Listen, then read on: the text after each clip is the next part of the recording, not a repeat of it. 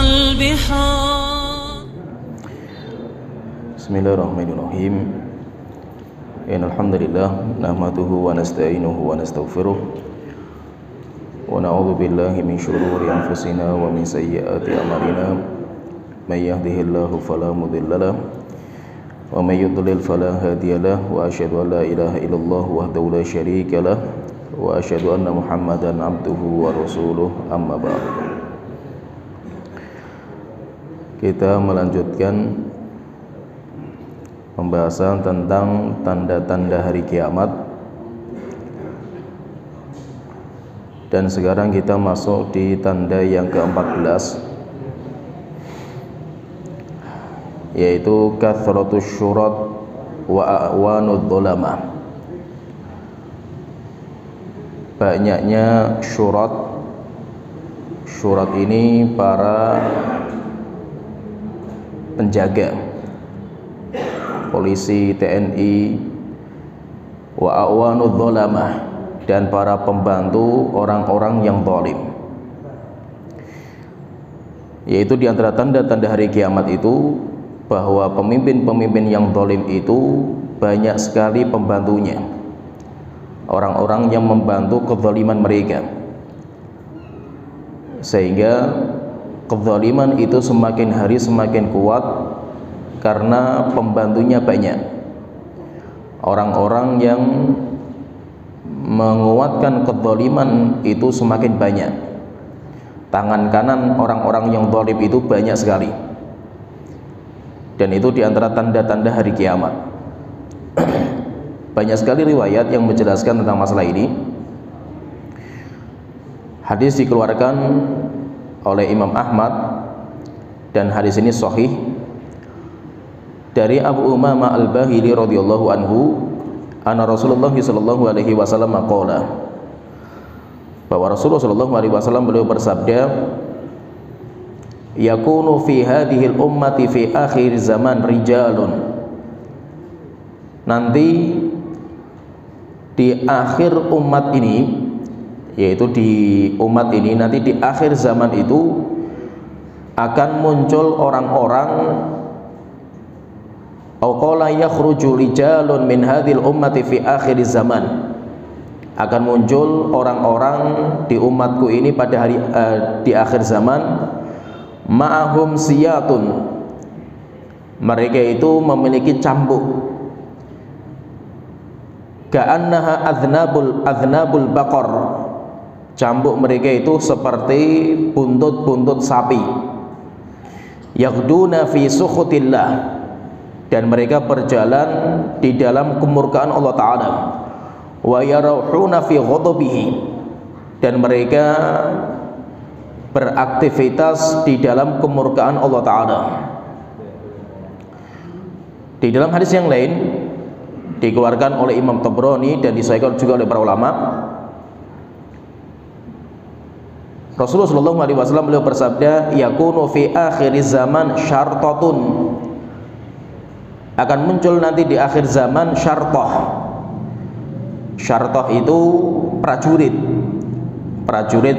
penguasa. Yaghduna fi ghadabillah, mereka berjalan untuk menggapai kemurkaan Allah Ta'ala. Wa yarahuna fi sakhatillah, dan mereka beraktivitas dengan aktivitas yang dimurkai oleh Allah Ta'ala.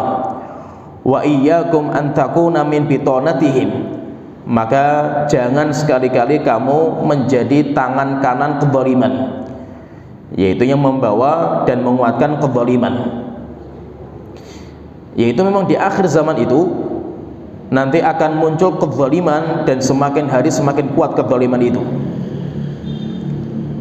Sampai Rasulullah sallallahu alaihi wasallam itu dalam hadis yang sahih dikeluarkan oleh Imam Muslim dari Abu Hurairah radhiyallahu anhu, Rasulullah sallallahu alaihi wasallam itu beliau mengatakan, sinfani min ahlin nari lam arahuma, ada dua penghuni neraka yang sekarang saya belum pernah melihatnya, yaitu Nabi Muhammad maksudnya zaman itu, karena itu nanti akan muncul di akhir zaman. Qaumun ma'ahum siyatun ka'adznabil baqari, orang-orang yang memegang pecut seperti buntut-buntut sapi, yadribuna bihan nas, digunakan untuk mencambuk manusia padahal manusia itu nggak punya kesalahan. Kemudian yang kedua, Rasulullah mengatakan, dan akan muncul wanita-wanita yang berpakaian tapi telanjang. Mereka berjalan berlinggok-linggok seperti punuk unta.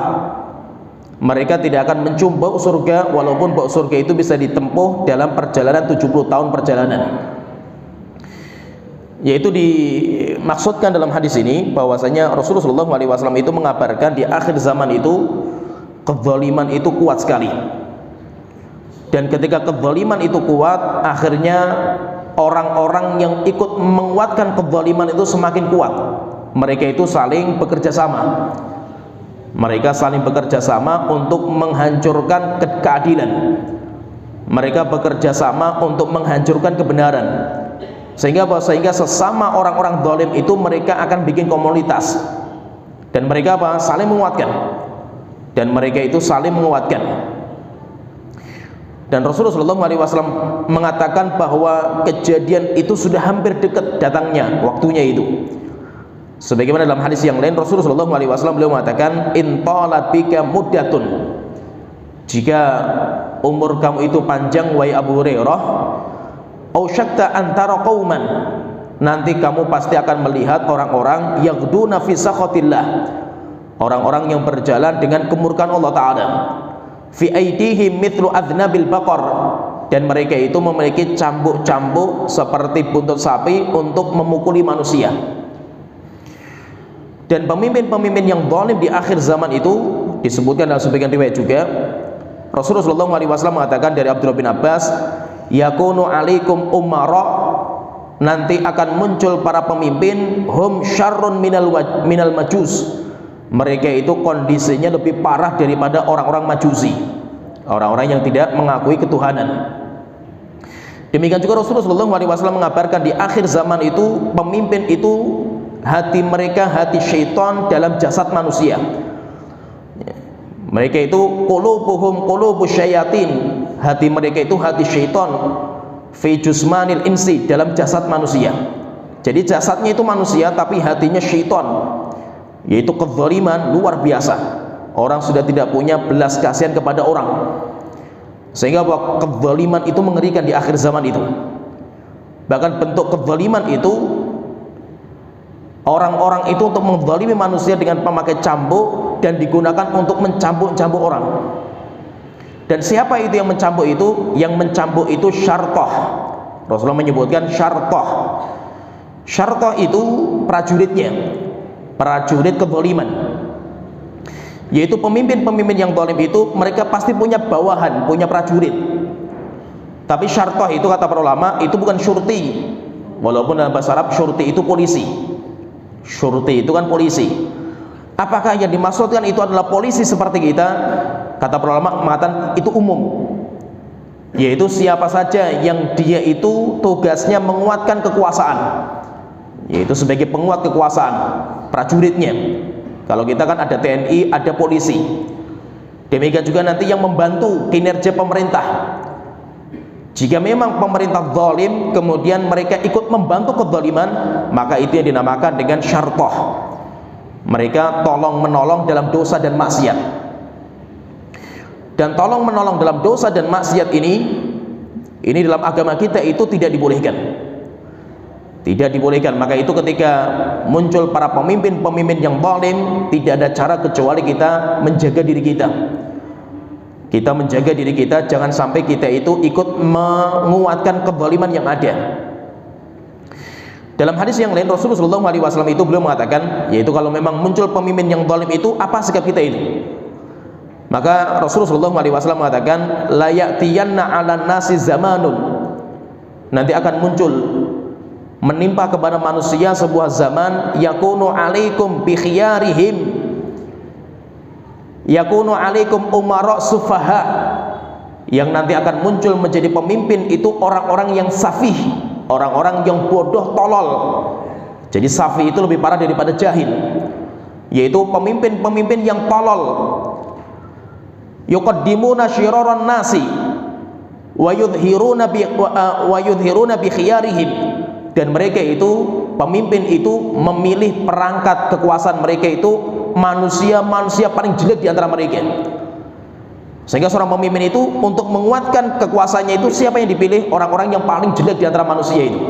Dukun-dukun, orang-orang zalim, para pembunuh dan yang lainnya, pelacur-pelacur dikumpulkan untuk mengokohkan kekuasaan mereka itu. Sedangkan orang-orang yang baik di antara manusia itu disingkirkan, diinjak-injak. Bahkan mereka itu dihilangkan itu, orang-orang yang baik-baik itu. Wa yu'akhiruna sholata an mawaqitiha, dan mereka nanti akan mengakhirkan sholat-sholat dari waktunya. Hajjaj bin Yusuf itu sampai sholat Jumat itu dikerjakan selepas azan asar, yaitu diakhirkan sampai selesai waktunya itu. Wa yu'akhiruna sholata an mawaqitiha faman adraka dzalika minkum. Rasulullah mengatakan siapa yang mendapatkan zaman seperti itu, kalau sudah zaman seperti ini, fala yakunanna arifan wala syartiyan wala jabiyan wala khazinan, maka kamu jangan menjadi prajuritnya, kamu jangan menjadi pengokohnya, yaitu orang yang semakin mentenarkan dia itu, semakin mentenarkan kekuasaan dia itu. Demikian juga kamu jangan menjadi pegawai penjaga pintunya, satpam dan yang lainnya itu. Wala khazinan, demikian juga penjaga hartanya. Yaitu apa berarti? Siapa yang ikut campur di situ, berarti semuanya itu ikut campur dalam kezaliman. Dan kezaliman di sini yang dinamakan dengan syartah, karena sering sekali orang itu mengartikan syartah itu dengan polisi, dan itu yang keliru. Syartah itu walaupun syurti itu polisi secara bahasa Arab, cuma bahasa Arab zaman dulu nggak seperti itu. Jadi yang dimaksud dengan syartah itu, kata para ulama, syartah itu alladzina yu'inunahum ala dzulmihim, siapa saja yang menguatkan kezaliman penguasa zalim kemudian dikuatkan itu. Wa humul makhsusuna bidzam, mereka itu orang-orang yang mendapatkan celaan dalam hadis ini, yaitu apa? Orang-orang yang menguatkan kezaliman. Dan itu semua siapa saja itu? Siapa saja yang duduk di DPR, MPR, menteri, demikian juga siapa saja yang itu tugasnya itu untuk mengokohkan kezaliman, maka dia masuk. Yaitu apa? Mereka berjalan untuk menggapai kemurkaan Allah Ta'ala, dan mereka itu, aktivitas mereka itu berada pada kemurkaan Allah Ta'ala. Wa amma syurtil ladzi yu'addil haqqa, sedangkan para pegawai yang dia itu berjuang untuk menegakkan keadilan, wala yadzlimun nasa, dan dia tidak mau menzalimi manusia, wala yu'inu ala dzulmihim, dan dia tidak mau membantu kezaliman, falaisa min haula, maka itu tidak masuk dalam golongan itu, yaitu golongan orang-orang yang mendapatkan ancaman dari Rasulullah SAW. Mereka itu orang-orang penghuni neraka, mereka itu orang-orang yang akan diazab nanti di neraka jahanam. Dan memang namanya kita itu, kaidah dalam diri kita itu, kita punya kaidah. Orang dalam bekerja itu, orang bekerja walaupun pekerjaannya halal, walaupun pekerjaannya itu halal. Jadi orang yang bekerja itu, orang yang dia itu punya pekerjaan itu, walaupun pekerjaan halal, kerjanya halal itu, tetapi nanti dilihat, para ulama itu melihat itu termasuk membantu kezaliman atau tidak. Misalkan gini, seorang petani dia nanam tembakau. Apa hukumnya menanam tembakau itu? Nggak ada masalah seorang petani gitu loh. Tetapi ketika tembakau itu dipakai untuk sesuatu yang haram, rokok, maka berarti petaninya itu hukumnya haram juga. Dia misalkan seorang yang menanam anggur. Apa hukum menanam anggur? Hukumnya boleh. Tetapi kalau anggur dia itu dibeli sama pabriknya untuk minuman khamr, maka pekerjaannya haram. Kenapa pekerjaannya haram? Karena dia itu ikut campur dalam dosa dan maksiat. Oleh karena itu yang dilaknat dalam masalah khamr itu kan 10 orang. Rasulullah mengatakan la'anullah fil khamri asyrah. Allah itu melaknat dalam masalah khamr itu 10 orang. Petaninya, orang yang panen, orang yang membawa, orang yang mengolah, orang yang menjual, orang yang minum, orang yang masarkan, semuanya dilaknat sama Allah Ta'ala itu. Kalau ada orang mengatakan, kan saya cuma kerja saja gitu, saya kan nggak minum gitu. Anda tidak minum, tapi Anda membantu. Dalam masalah riba, Rasulullah mengatakan, la'anallah akilar riba wa mukilahu wa katibahu wa syahidaihi wa hum fil wazli sawa. Rasulullah mengatakan Allah melaknat akilar riba, pemakan riba. Siapa yang makan riba itu? Orang yang kerja di bank. Orang-orang yang kerjanya di bank, dia makan penghasilannya itu dari riba itu. Maka dia itu makan riba. Wa mukilahu, dan yang menyuapi. Yang ngasih makanan, siapa itu? Nasabahnya. Orang yang nabung di bank-bank konvensional, gara-gara kita nabung, akhirnya mereka bisa makan riba itu. Berarti apa? Yang nabung pun juga haram juga itu. Kalau orang mengatakan, kan saya cuma nabung, saya nggak makan riba gitu. Anda tidak makan riba, tapi Anda yang nyuapin gitu. Wa katibahu, dan penulisnya, siapa itu? Notarisnya. Notarisnya yang dia itu membukukan aktivitas ribanya itu, maka dia juga dilaknat. Wa syahidaihi, dan saksinya. Saksinya yang di situ itu juga dilaknat sama Allah Ta'ala. Jadi siapa saja yang ikut campur dalam pekerjaan yang haram, walaupun pekerjaannya itu halal depannya itu, yang dia kerjakan itu halal kan itu, tetapi dia itu membantu dosa dan maksiat, membantu kezaliman, maka dia pun juga berdosa. Oleh karena itu kita punya kaidah, wa ta'awanu 'alal birri wat taqwa, tolong menolonglah kalian dalam kebaikan dan ketakwaan, wala ta'awanu 'alal itsmi wal udwan, jangan sekali-kali kalian tolong menolong dalam dosa dan maksiat. Maka seorang yang kerja untuk mengokohkan kezaliman penguasa, misalkan penguasa itu pengen menzalimi seseorang, akhirnya apa? Dimunculkan polisinya suruh maju. Akhirnya apa? Polisinya itu menangkapnya itu, padahal dia nggak punya salah itu. Berarti dia itu tolong menolong dalam dosa dan maksiat. Bahkan nanti bukan hanya itu, bahkan orang yang kerjaannya menjadi tukang cukur saja itu, tukang cukurnya saja itu termasuk penolong kezaliman.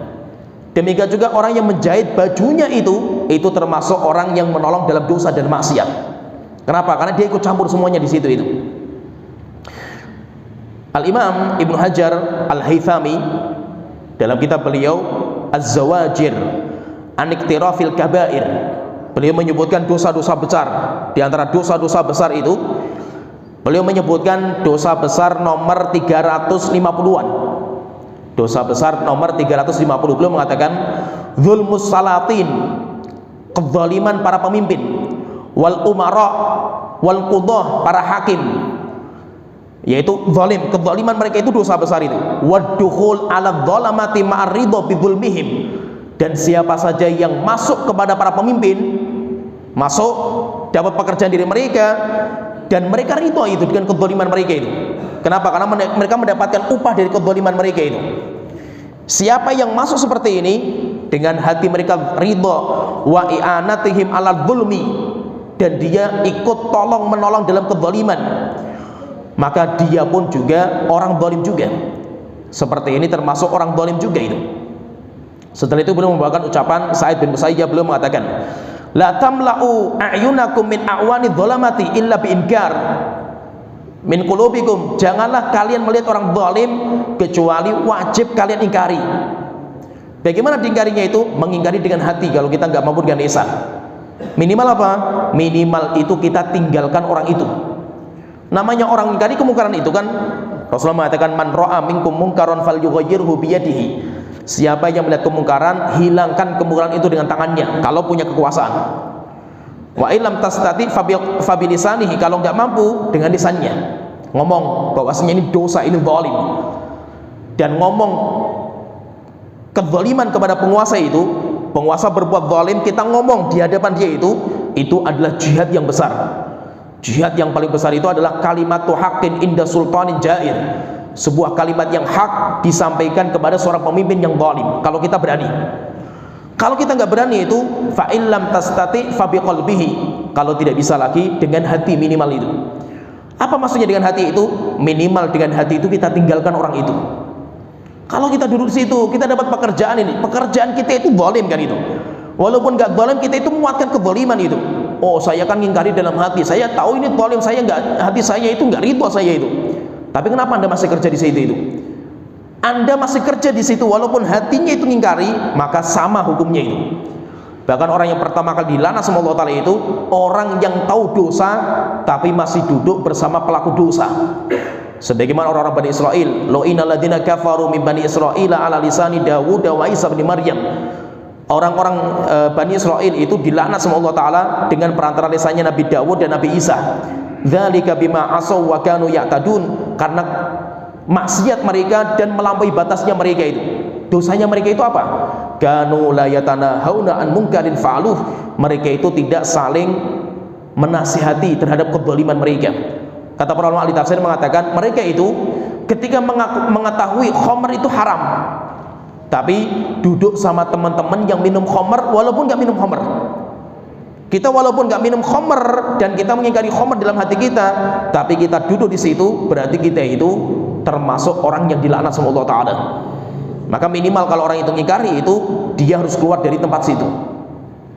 Sufyan Ats-Tsauri, beliau itu pernah didatangi sama tukang jahit.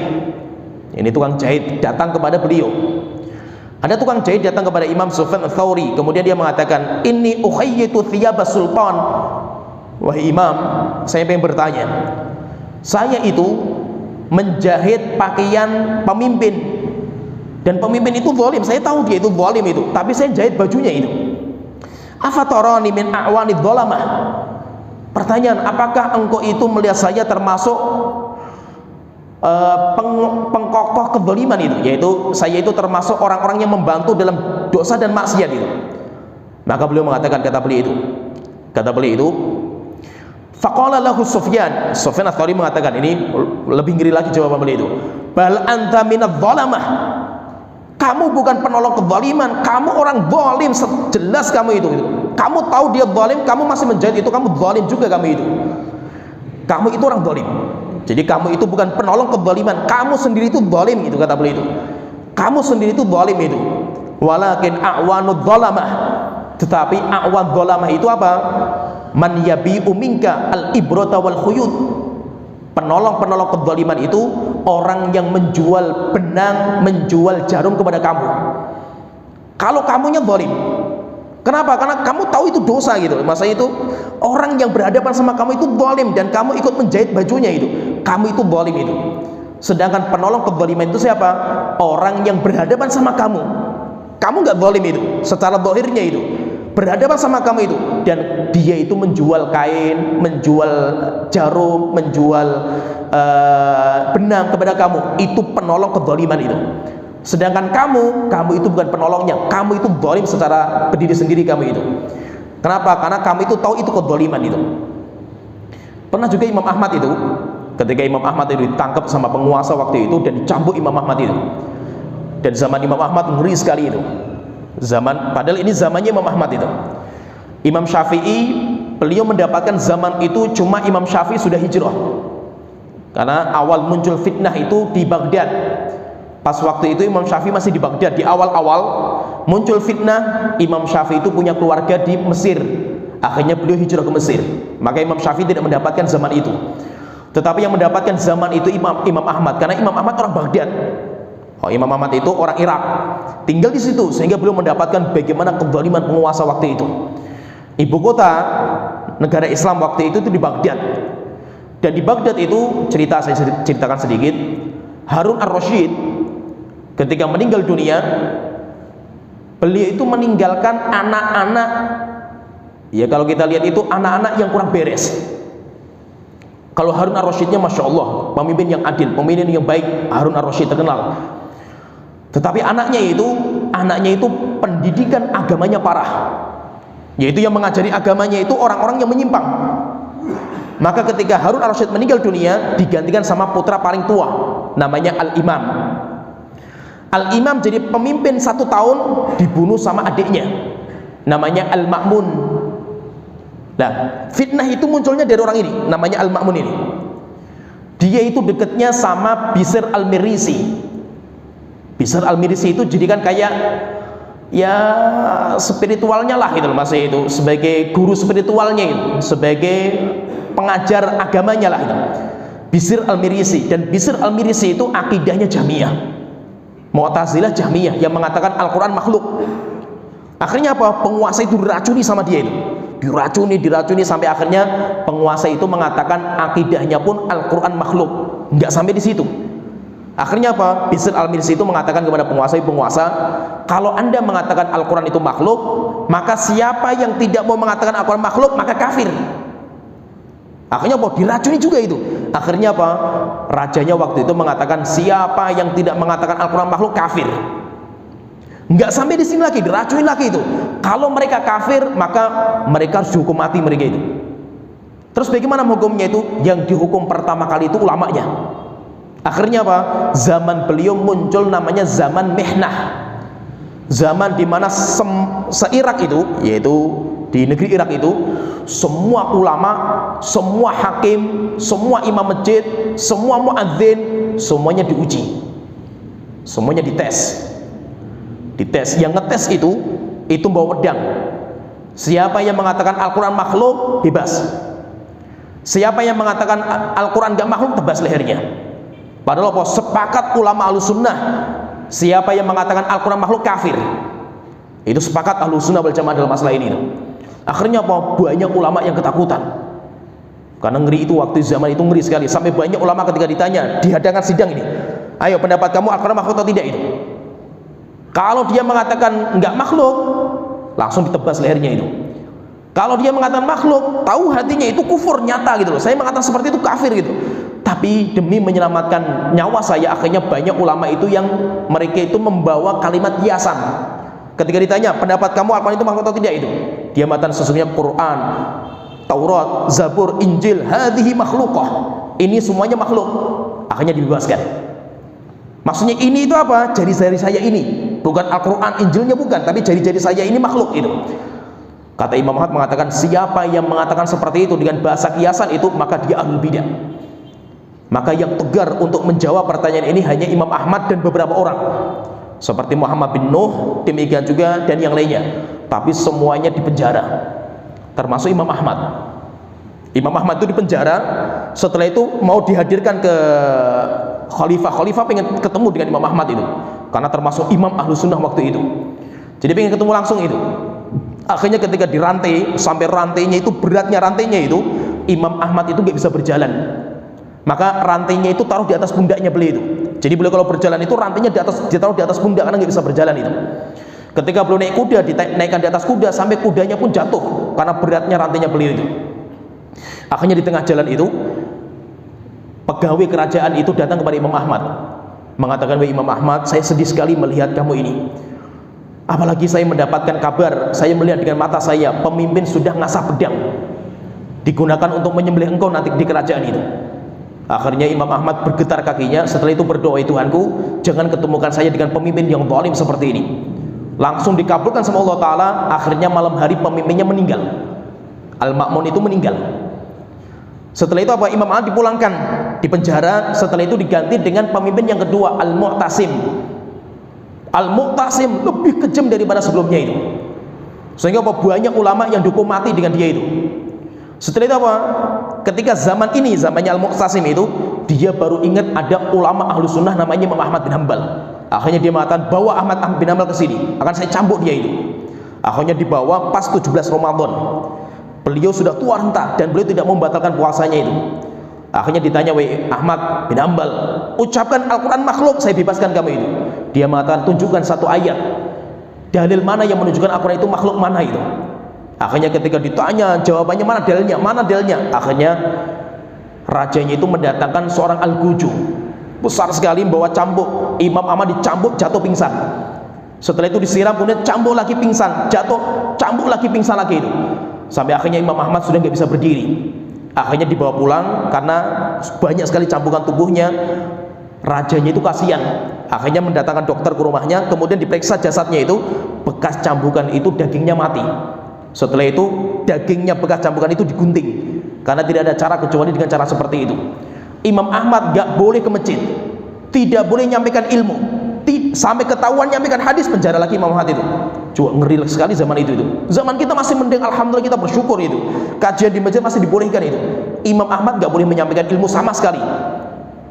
Kayak apa ngerinya zaman itu. Sampai akhirnya ada seorang ulama ahli juga namanya Ahmad bin Nasr Al-Khuzai. Ketika dihadapkan di hadapan penguasa, dia itu sudah pakai kain kafan, sudah persiapan pakai minyak wangi, saya sudah mau mati sekarang, siap saya mau mati itu. Akhirnya ditanya, Al-Quran makhluk atau tidak itu? Dia mengatakan Al-Quran firman Allah dan bukan makhluk. Langsung rajanya itu marah, kemudian ditusuk perutnya, jatuh tersungkur dia itu. Bukan sampai di sini, setelah itu apa? Ditebas lehernya sampai dipisah kepala dengan jasadnya. Enggak sampai di sini, akhirnya apa? Kepalanya ditancapkan di pintu gerbang timur, jasadnya di pintu gerbang barat.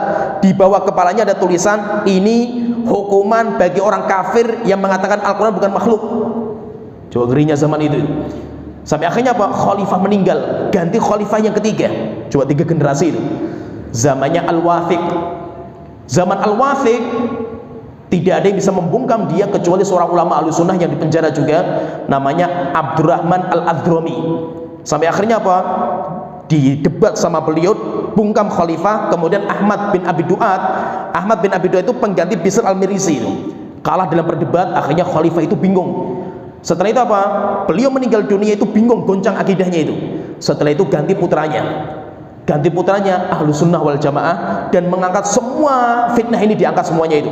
Setelah itu Ahlussunnah diangkat lagi, Imam Ahmad suruh ngisi kajian lagi di masjid. Kemudian yang lainnya, orang-orang Ahlul Bidah singkirkan dalam kerajaan semuanya itu. Maka suatu ketika ini ada sebuah cerita itu, Imam Ahmad itu didatang ketika di penjara. Ketika beliau itu di penjara, ada seorang polisi yang bertanya sama beliau itu. Ada seorang polisi, dia itu Ahlussunnah, dia berat sekali menangkap Imam Ahmad, karena Imam Ahmad ulamanya itu. Tapi karena pekerjaan saya tuntutannya seperti itu. Akhirnya ada seorang polisi, ada seorang penjaga penjara. Sajan itu orang yang ditugaskan untuk menjaga penjara, sipir.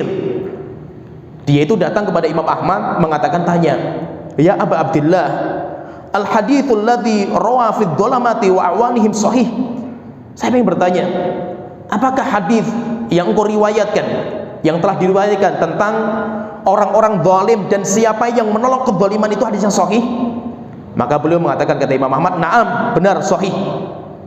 Setelah itu sipirnya tanya lagi itu, wa ana min awani dhalamah, apakah saya itu juga termasuk para penolong kezaliman? Itu kalau saya bagaimana? Apakah saya itu penolong kezaliman? Maka beliau Imam Ahmad mengatakan, kata Imam Ahmad itu, ketika ditanya seperti ini, beliau mengatakan, fa'awanud dhalamati man ya'khudhu sya'raka wa yaghsilu thawbaka. Namanya penolong kezaliman itu orang yang mencukur rambut kamu. Penolong kezaliman itu orang yang mencuci baju kamu. Wa yuslihu ta'amaka wa yabi'u wa yashtari minka. Penolong kezaliman itu orang yang bikin makan untuk kamu, orang yang jual beli bersama kamu. Itu namanya penolong kezaliman. Fa amma anta faminadh dhalamati anfusihim. Sedangkan kamu bukan penolong kezaliman, kamu orang zalim kamu itu. Kamu seorang pemimpin, punya jabatan kamu itu, dan kamu zalim kamu itu. Sedangkan penolong kezaliman itu orang yang muamalah sama kamu itu. Tapi kalau kamu bukan penolong kezaliman, tapi kamu itu kezaliman sendiri itu. Kamu itu adalah orang zalim sendiri. Kenapa? Kamu punya jabatan sekarang, pekerjaan, dan kamu tahu pekerjaan kamu itu zalim. Dan kamu masih mengerjakan seperti itu, berarti apa? Kamu itu orang zalim. Sedangkan penolong kezaliman itu orang yang muamalah sama kamu. Itu namanya penolong kezaliman. Jadi kalau kita perhatikan di sini, berarti semakin banyak nanti kezaliman itu semakin merajalela. Demikian juga penolong kezaliman itu semakin merajalela, dan semakin banyak mereka gandengan tangan untuk menyingkirkan orang-orang baik, sehingga orang-orang baik akan disingkirkan sama mereka itu. Dan mereka tidak akan tinggal diam untuk mengokohkan kezaliman mereka. Ya, sampai di sini pembahasan kita. Wa akhiru da'wana alhamdulillahirabbil alamin, sallallahu alaihi Muhammad wa ala alihi wasallam ajmain.